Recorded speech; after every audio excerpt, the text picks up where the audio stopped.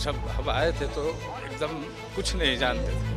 उन्होंने एक बच्चे की तरह हमको सिखाया, पढ़ाया और बढ़ाया, और उनके जाने का सदमा हम लोग बर्दाश्त नहीं कर पा रहे हैं। उनके कार्यशैली के बारे में बताइए शैल। उनका कार्यशैली तो सबके लिए अनुकरणीय था। संयमित जीवन, संयमित आहार, अपने जीवन में अनुशासन का पालन, सीखने की क्षमता। जिस सजनता के साथ, जिस कर्मठता के साथ, जिस निर्भीकता के साथ वो अराजकता के विरुद्ध, अपराध भ्रष्टाचार के विरुद्ध लड़ते रहे, एक सामाजिक योद्धा के रूप में हम उनको नमन करते हैं। बिहार की राजनीति में ये कमी हमेशा खलेगी।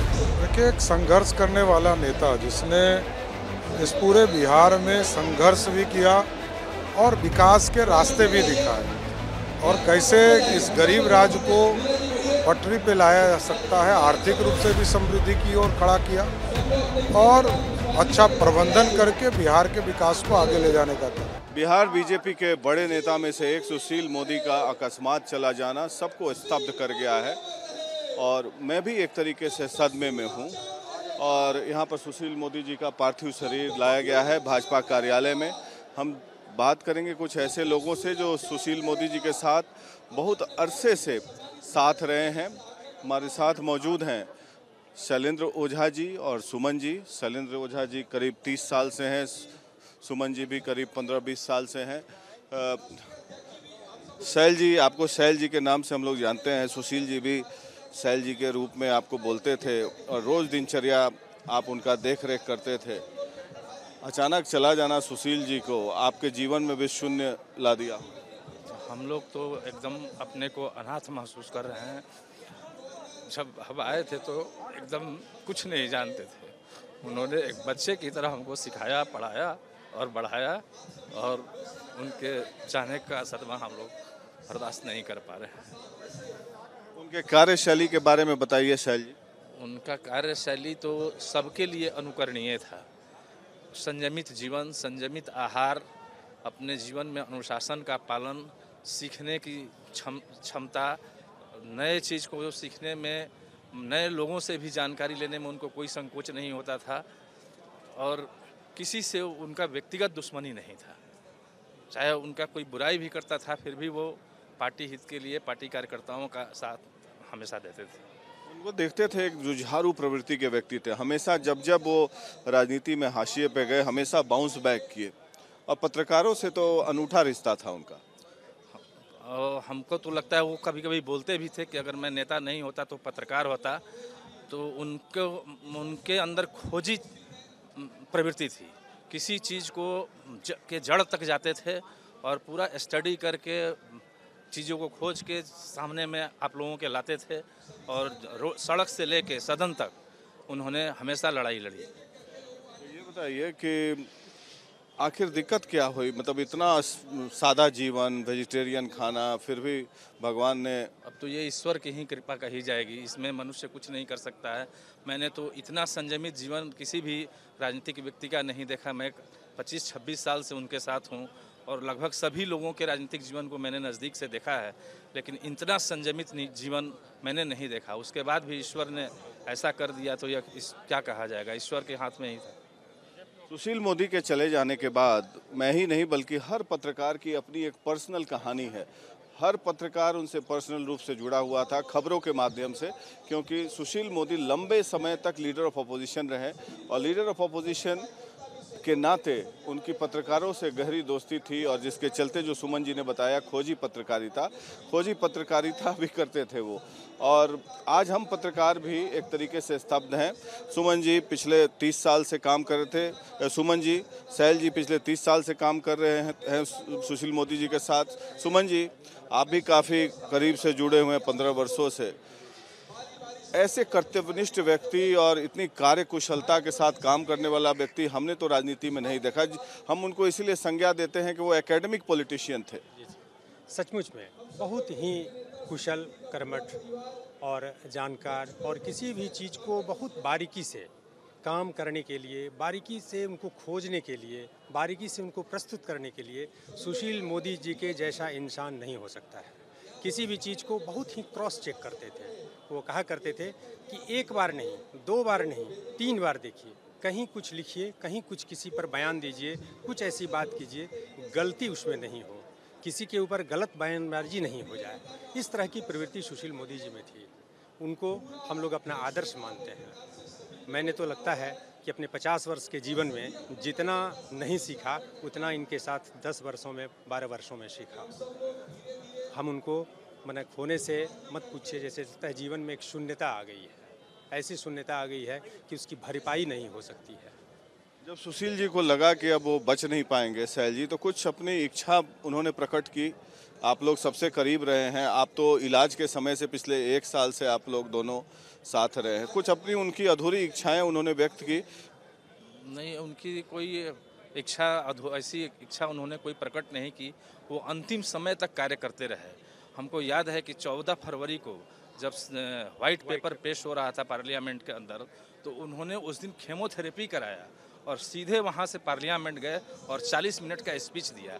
हम लोग उनको बोलते भी थे कि सर केमो कराने के बाद 1 दिन कम से कम रेस्ट ले लिया कीजिए। तो बोलते थे कि नहीं, आराम करेंगे तो और हम बैठ जाएंगे। तो वो उनका था कि अंतिम दिन तक मुझे काम करना है, और उन्होंने करके दिखाया अंतिम दिन तक। सबसे बड़ी बात कि एक और चीज़ मैं जिक्र करना चाहूँगा, यहाँ पर करना नहीं चाहिए, लेकिन उनको पता था कि वो बीमार हैं 1 साल से। उनको राज्यसभा टिकट डिनाई किया पार्टी ने, फिर भी उन्होंने इसका नाजायज़ फ़ायदा नहीं उठाया। शायद वो पहले बता दिए रहते तो उनको राज्यसभा टिकट नहीं कटता। ये तो पार्टी तय करती है, इसमें हम लोग कुछ नहीं बोल सकते हैं। और पार्टी ने उनको बहुत दिया, उन्होंने खुद कहा। MLC बनाया, MLA बनाया, नेता विरोधी दल बनाया, लोकसभा में भेजा, राज्यसभा में भेजा, बहुत सारे पद से सम्मानित किया। तो उन्होंने खुद कबूला था, इसलिए पार्टी ने उनको बहुत दिया, उन्होंने खुद कबूला। धन्यवाद सैल जी। आप लोग बहुत आहत होंगे क्योंकि 30 वर्ष का संबंध बहुत पुराना संबंध होता है। हम और लोगों से भी बात करते हैं। धन्यवाद। हम और लोगों से भी बात करने की कोशिश करते हैं। ये सुशील मोदी का पार्थिव शरीर यहाँ पर भाजपा कार्यालय में रखा गया हुआ है दर्शनार्थ के लिए, और सभी छोटे बड़े नेता यहाँ पर मौजूद हैं और ये यहाँ पर श्रद्धांजलि दी जा रही है। देखिए, मंच पर सभी छोटे बड़े नेता वहाँ पर मौजूद हैं मंच पे, जो कि श्रद्धांजलि दे रहे हैं। सुशील मोदी की खासियत ये थी कि एक पढ़े लिखे व्यक्तित्व के रूप में वो जाने जाते थे। बिहार के एक मॉडर्न बिहार के आर्किटेक्ट के रूप में जाने जाते थे। जीएसटी के एग्जीक्यूशन के लिए वो जाने जाते थे नेशनल लेवल पे। और नीतीश कुमार के साथ कदम से कदम मिलाकर उन्होंने नया बिहार को बनाया, तो उनकी भूमिका काफ़ी अग्रणी रही है। और ये देखिए, सभी बड़े नेता बीजेपी के यहाँ पर मौजूद हैं। हमारे साथ मौजूद हैं केंद्रीय मंत्री आर.के. सिंह जी। आर.के. सिंह साहब, ये सुशील मोदी का जाना हमारे पार्टी के लिए एक बहुत बड़ा सदमा है। हम लोग के पार्टी के ग्रोथ के में इनका बहुत ही अहम योगदान रहा है बिहार में पार्टी को बढ़ाने में। तो हम लोग के लिए बहुत बड़ा लॉस है। इतने अच्छे ऑर्गेनाइज़र पार्टी को शायद ही फिर पुनः मिल पाए, और सभी कार्यकर्ता को बाय नेम जानते थे। सभी मुद्दों पर इनका बहुत अच्छा पकड़, डिसिप्लिन वर्क है। बिल्कुल। तो ये आर.के. सिंह थे, अपनी भावनाएं व्यक्त कर रहे थे। हम और भी लोगों से कोशिश करते हैं बात करने की। और यहाँ पर देखिए, लोगों की लंबी कतार। वहाँ ऊपर में सुशील मोदी के परिजन हैं और उनके पुत्र हैं मंच पर भाजपा कार्यालय में। वहीं पर अश्विनी चौबे हैं जो साथ में बस में बैठ के आए, जिसमें सुशील मोदी जी का पार्थिव शरीर लाया गया। और हमारे साथ और भी लोग मौजूद हैं और बात करने की कोशिश करेंगे।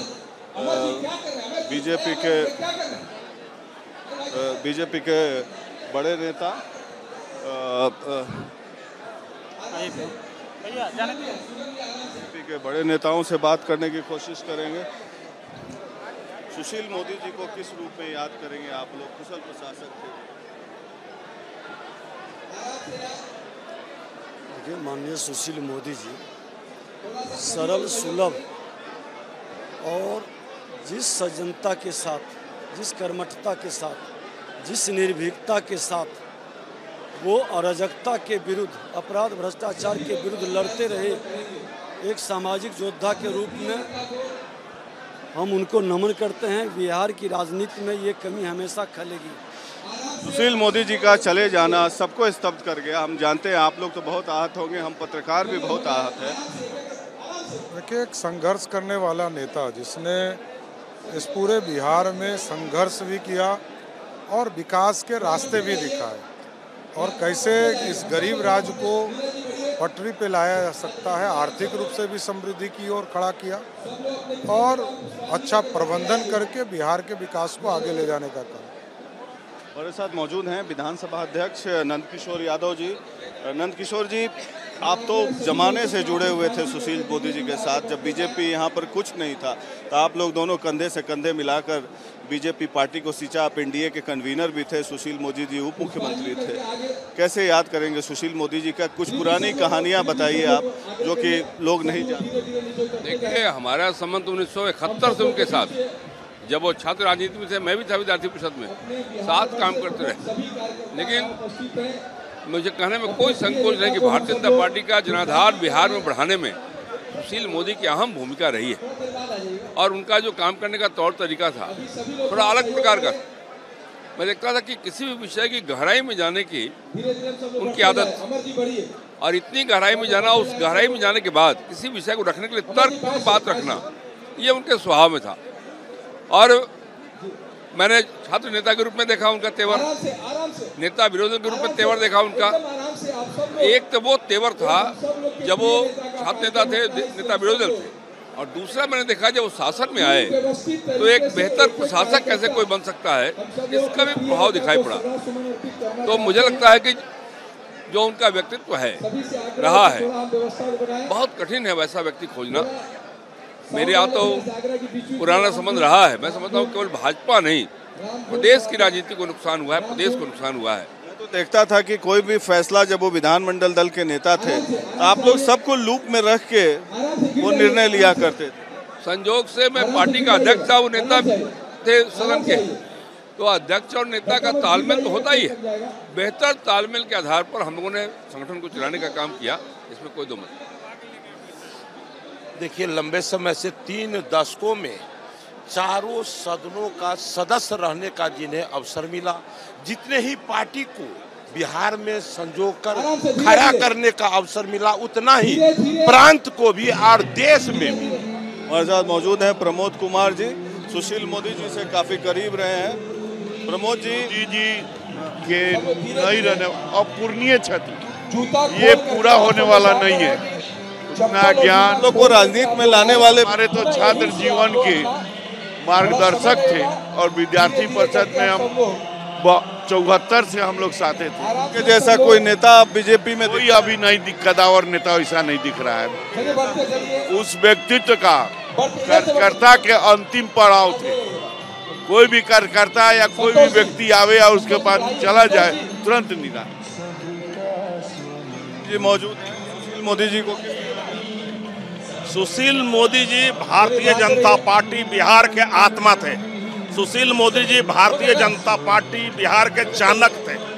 सुशील मोदी जी की कमी कोई पूरा नहीं कर सकता।